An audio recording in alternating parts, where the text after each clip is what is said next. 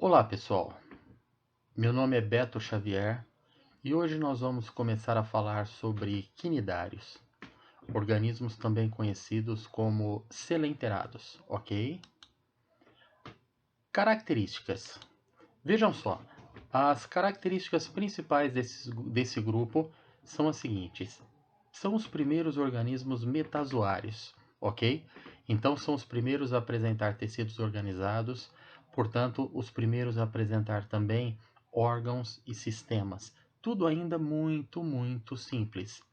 Eles apresentam simetria radial, são todos aquáticos, sendo a grande maioria organismos marinhos, podendo aparecer nas formas de pólipo ou medusa. Vocês estão vendo a forma pólipo aqui embaixo, todos os organismos bentônicos, e aqui em cima, medusas, organismos planctônicos. Além disso, eles apresentam uma célula típica chamada quinidoblasto. Lembrando que célula típica é aquela célula exclusiva do grupo. Nenhum outro grupo de ser vivo vai apresentar o mesmo tipo celular. Essas células são células urticantes que aparecem por toda a extensão dos tentáculos, como vocês podem ver essas marcas mais claras, esses pontos mais claros aqui nesse slide, tá bom? Por toda a extensão dos tentáculos. E aqui vocês veem um detalhe da célula, tá bom? Ela fechada e aberta, ok? Essa célula, sendo urticante, vai ser utilizada para a captura de suas presas e também para defesa. Ela pode intoxicar, paralisando ou mesmo matando a sua presa. Bom, são também enterozoários incompletos, ou seja, eles vão apresentar um sistema digestório incompleto. Só tem uma única abertura, que é a boca. O alimento entra pela boca, cai na cavidade gastrovascular, onde é digerido e distribuído por todo o organismo. Aquilo que não for absorvido é jogado para fora pela própria boca. Veja, a boca pode estar localizada na parte superior, no caso dos pólipos, ou na parte inferior do corpo, no caso das medusas. Outra característica, também ainda muito primitiva, é o sistema nervoso, que no caso deles é reticular ou difuso. Um conjunto de células nervosas espalhadas de forma aleatória, randômica, sem nenhum tipo de organização, sem nenhum padrão de organização. Classificação.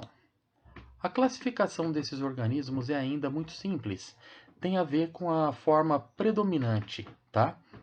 Se é uma forma de pólipo ou de medusa. Afinal, a grande maioria deles vai apresentar ciclo metagênico, que nós vamos ver no finalzinho dessa aula.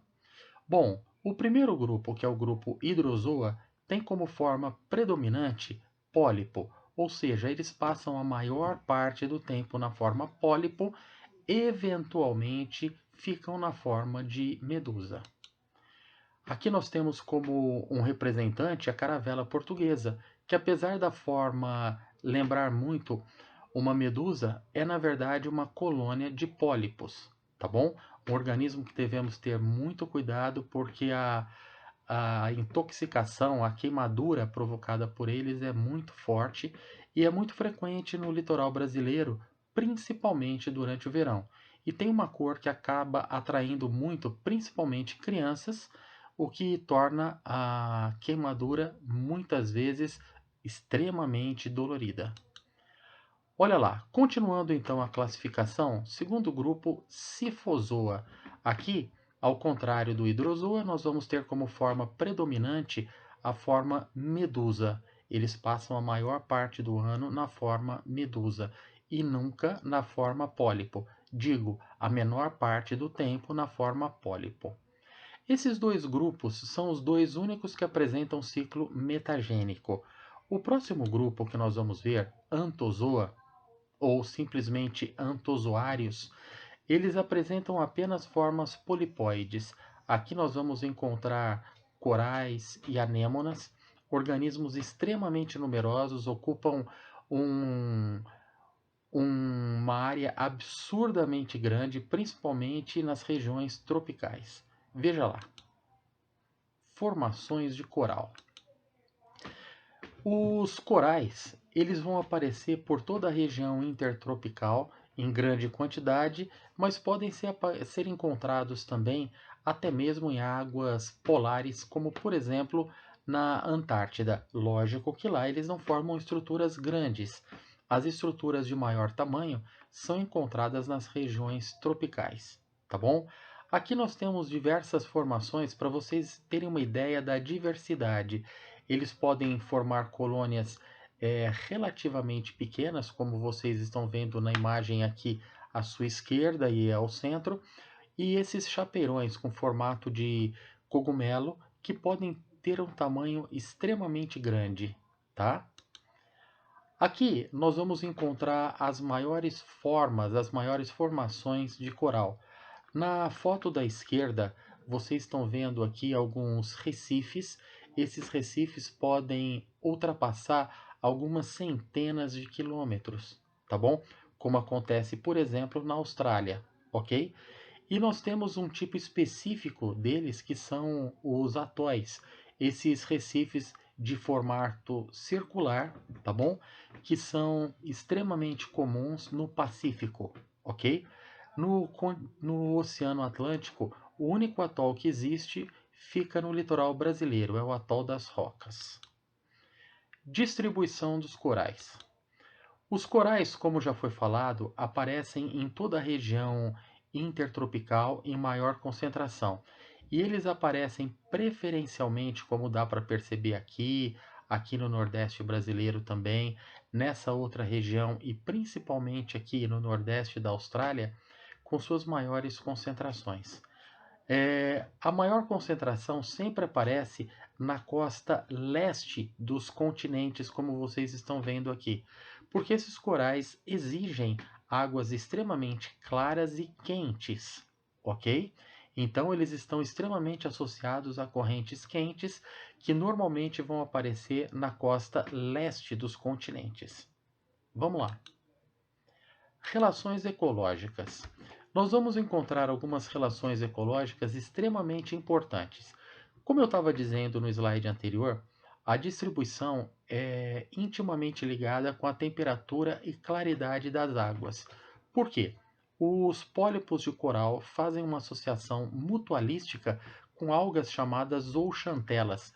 Essas algas vocês podem ver em detalhe aqui nesses pólipos da esquerda e dando coloração, como vocês veem nesses pólipos aqui à direita, onde está o cursor aí do mouse, ok? Essas zooxantelas, nessa associação mutualística, elas fazem fotossíntese e produzem matéria orgânica que é usada pelos pólipos, ok? E acontece o seguinte, atualmente nós estamos vendo um fenômeno extremamente triste que é chamado branqueamento dos corais. O que acontece? Em função das mudanças climáticas, a temperatura da água está ficando mais elevada, as algas chamadas zooxantelas estão morrendo e com isso os corais também morrem e perdem a cor, deixando apenas a sua estrutura esquelética feita de calcário, que é branca, como vocês estão vendo aqui. Então esses corais brancos têm a sua beleza, mas lógico, infelizmente sabemos que eles estão todos mortos. Uma outra relação ecológica bastante importante é a protocooperação que acontece com os peixes palhaço. Vocês podem vê-los aqui nadando entre os tentáculos dessas anêmonas, ok? E como é que eles conseguem fazer isso? Eles desenvolvem uma imunidade aos tentáculos, na verdade aos quinidoblastos. E essa imunidade acontece entre indivíduos. Então, para cada peixe palhaço tem uma anêmona que é específica. Ele nada em torno dos seus tentáculos, nada entre seus tentáculos e acaba trazendo comida para essa região. Restos dessa comida caem e alimentam a anêmona. Por outro lado, ele acaba servindo de isca, pois outros peixes tentam fazer o mesmo que ele está fazendo ou tentam predá-lo e nesse momento acabam morrendo nos tentáculos e servindo de alimento para as anêmonas. Então é vantajoso para os dois e não é obrigatório, ok? Agora nós vamos ver a reprodução dos selenterados. Olha só, a reprodução pode ser assexuada por brotamento, tá bom? A partir do corpo principal começa a aparecer um broto pequeno, às vezes uma pequena dilatação apenas do corpo, que se destaca como um broto que vocês estão vendo aqui. Esse broto pode simplesmente se soltar e ter vida própria, ou pode ficar agrupado, formando uma estrutura colonial, como vocês veem nessa outra imagem aqui. A reprodução também pode ser sexuada, sendo que nesse caso os organismos tanto podem ser monóicos como dioicos. Então, o que vai acontecer? Eles podem liberar seus gametas, esses gametas são captados na água ou por outro organismo da mesma espécie, lógico, e a partir daí vai acontecer a reprodução sexuada, a troca de gametas, tá bom? E surgimento de novos indivíduos a partir desse momento. Além disso, nós vamos ter a reprodução por metagênese. A metagênese, ou alternância de gerações, é um processo, um ciclo de vida, na verdade, muito comum entre os vegetais, mas entre os animais aparece exclusivamente entre os selenterados. Veja só, como você pode ver aqui na imagem, você tem um casal, por exemplo, de medusas, onde o macho libera seus espermatozoides que fecundam a fêmea. Essa fêmea vai liberar, portanto, um zigoto.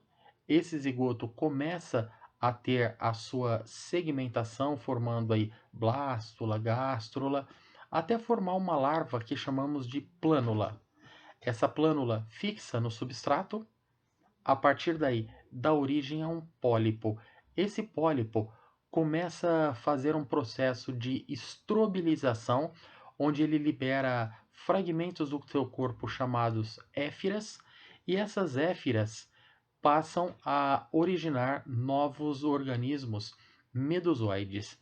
Ou seja, nós temos uma fase medusoide com reprodução sexuada e uma fase polipoide com reprodução assexuada, ok? Espero que todos vocês tenham gostado dessa aula. Muito obrigado e até a próxima.